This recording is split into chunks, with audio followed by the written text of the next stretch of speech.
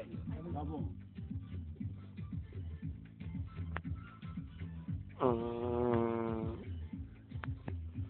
Macacos mortos! Ai, os teus, mãe! Queres ver? Um garrafacho no papel, estou-me cagando todo! Eli! Olha, vim aqui porque a tua irmã jurou os mortos ao meu primo! Mãe, já me chega nisso, filho, tem calma! Ai, mas não é, filho morroso!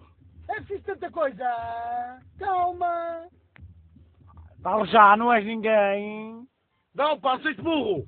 Já me doeram porreios por ovos vivos! Olha, isto vai ficar assim, hã? Olha, não ficar meus primos! Isto vai ficar assim! Vamos lá, não. Não, vou lá eu, homem, não preciso de vocês!